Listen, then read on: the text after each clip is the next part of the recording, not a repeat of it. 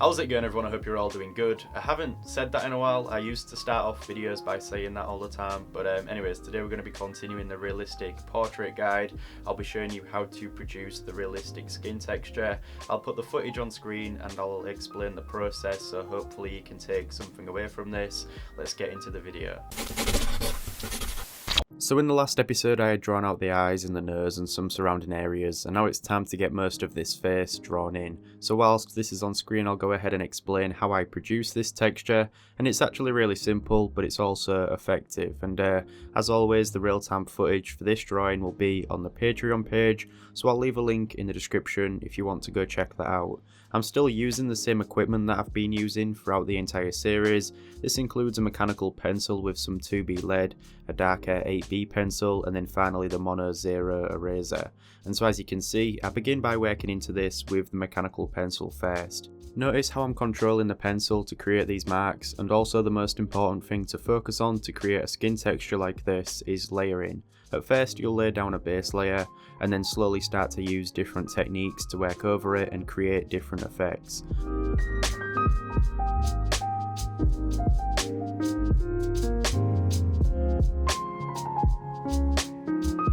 So I've started with the left side of the face here, and this side of the face is under a lot of shadow, so I'll be applying more pressure when I create these textures. Depending on your subject and what you are drawing, you might have to focus more on the smaller details like the skin creases or the pores of the skin, but on this side of the face you can't really see any of that stuff, so I'm just going to be creating a consistent texture that will gradually fade into the lighter side of the face, where we then have to start being more specific.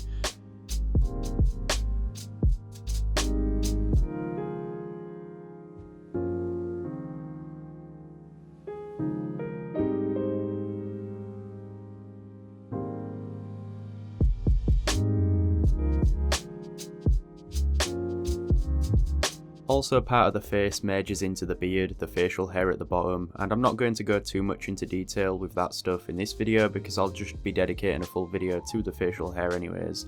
And when I get to the forehead though, I usually have already outlined the location of the wrinkles in the skin, and so I even use these as a starting point sometimes. Normally the wrinkles are just a bit darker than the surrounding skin texture, so make sure you make them stand out but don't create a solid line. Instead you want to try and make them subtle and fit within the overall texture of the skin. So now that we are progressing further to the right of the portrait, we start to see more of the detail because the face is coming out of that shadow.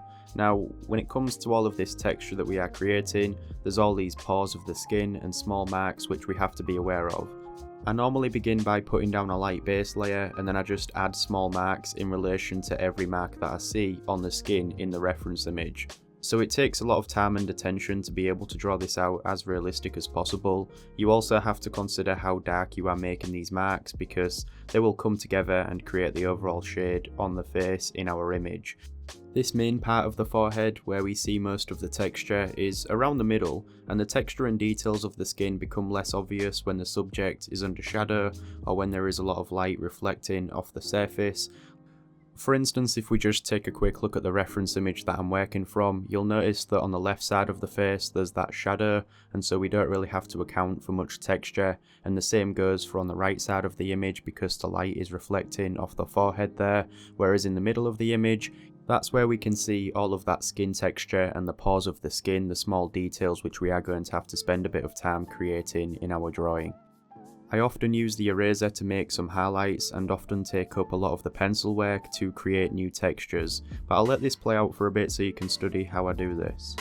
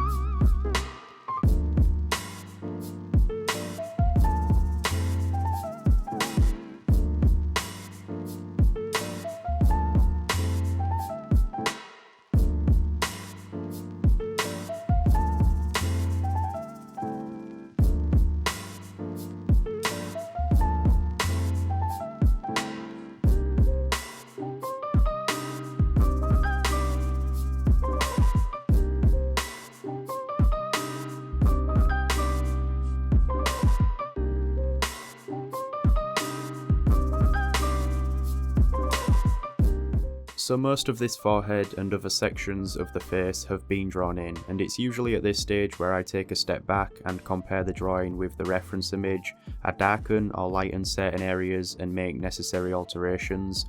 You can see on my drawing here that most of the detail and the texture is visible in the middle of the forehead because, like I said earlier, it becomes less obvious as it falls under shadow or light. I've used the 8B pencil on the left side of the face, but I didn't use it much on the right because I only needed to create light pencil marks. Once I have the forehead drawn in, I'm also able to get an impression of the image and make sure that it's coming along correctly. And so yeah, that's pretty much everything for this episode, just covering some of the skin texture techniques that I use. Again, there's not really one technique or way to go about this, but I would advise to start layering the pencil work. Try altering the way that you control the pencil in order to create different effects, which eventually come together to give that realistic impression. And yeah, in the next one we are going to be covering the facial hair.